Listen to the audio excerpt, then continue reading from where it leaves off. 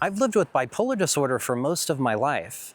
I've burned bridges, I've pushed people away, and I've watched people try to love and support me without knowing how. The 7 tips I'm about to share didn't come from some textbook or Google search. They come from decades of personal lived experience. That said, we can cut through the bullshit and get down to what actually works. If you want more than what usually floats around on YouTube, there's a link in the video description where you can join my private community. All right, let's get to it. My first tip is to love us through our changes instead of mourning a version of us that feels easier to relate to. I've had many people over the years tell me that they miss the old me. That's like telling someone in a wheelchair that you miss when they were still walking. Bipolar isn't static. We might evolve over time, different beliefs, levels of energy, goals, or identity. Every version of us is real, even the ones shaped by mania or depression. That is our reality in that moment. Some versions of us might not reflect our core values, but they're still a very real part of our human experience.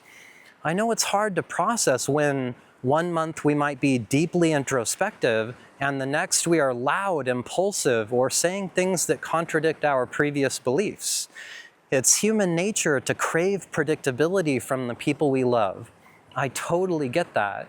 But sometimes our loved ones start grieving the stable version of us without realizing it, the one that was easier to handle and who seemed normal.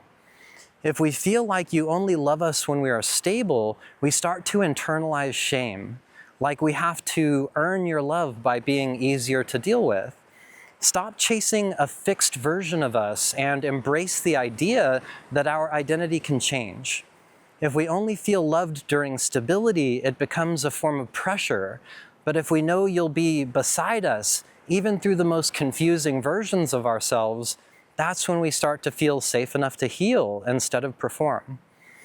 My second tip is to be gentle on us when we contradict ourselves. My reality and the way I perceive things can drastically change when I go from manic to depressed. During elevated states like mania or hypomania, the world feels so open and full of potential. I might say things like, "I've never felt better," or "I finally feel like myself again." However, when the depression hits, I contradict all of that. I'll start saying things like, "I hate my life," or that nothing I do matters. If our loved ones try to call us out for saying something different than we did a week or a month ago, it's like questioning our reality and invalidating how we feel. Now, this is not about ignoring harmful behavior or letting us rewrite the truth to avoid accountability. It's about understanding that both emotional states can be real because they reflect how we are feeling in that moment. I know how hard this is on our loved ones.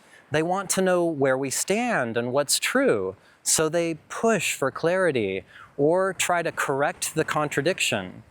This basically insinuates that the way we feel isn't valid unless it lines up with the way we felt in the past. And bipolar doesn't work that way. Here's how you can help. When we contradict ourselves, don't try to solve the contradiction. Approach it with a sense of curiosity.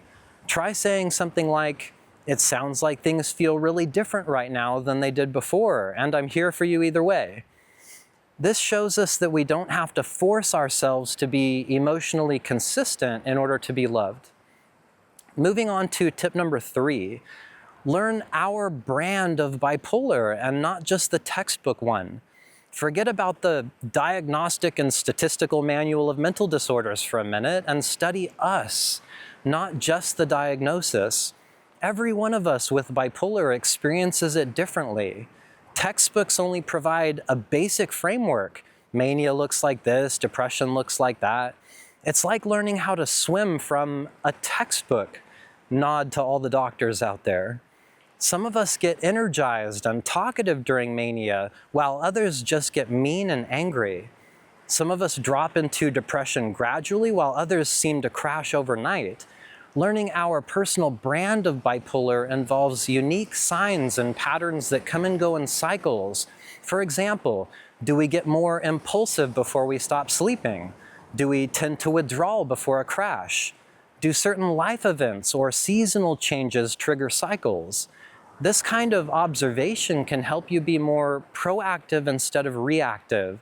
You'll be able to support us sooner with more accuracy instead of waiting for things to become extreme enough to check the boxes of a bipolar diagnosis. My next tip is to not mistake insight for stability. When we say something like, "I know I'm manic," or "I can tell a depressive episode is coming," it's easy to assume that we've got a handle on things. Sometimes we do, but not all the time. Insight and stability are just not the same thing.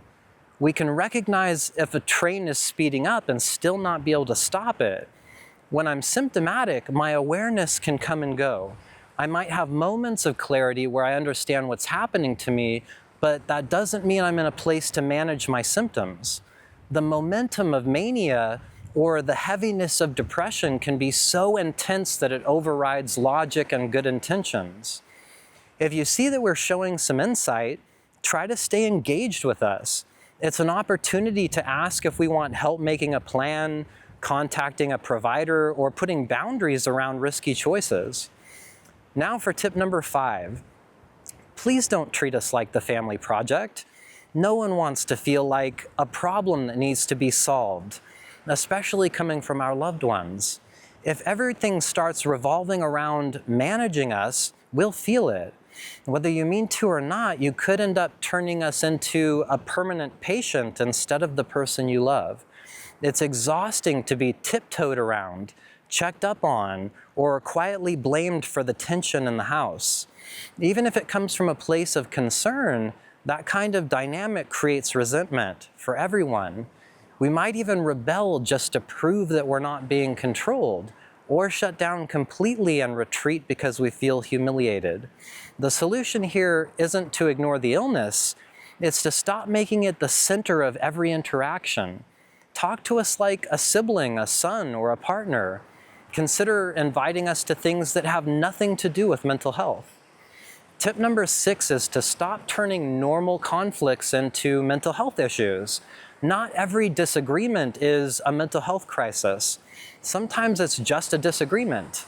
If we get frustrated, irritated, or upset, that doesn't automatically mean that we're having an episode.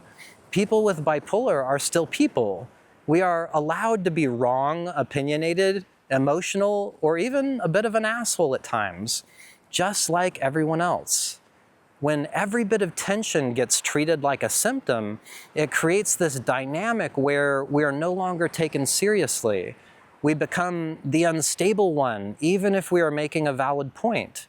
That's insulting and it chips away at trust. After a while, we stop trusting our own instincts because everything gets treated like a red flag. It makes it harder for us to know when something actually is off. If you're upset with us, say so. If we cross a line, speak up. It's okay to give real feedback. We've made it to my final tip for today. Try to see resistance as a form of self-protection, or like being in survival mode.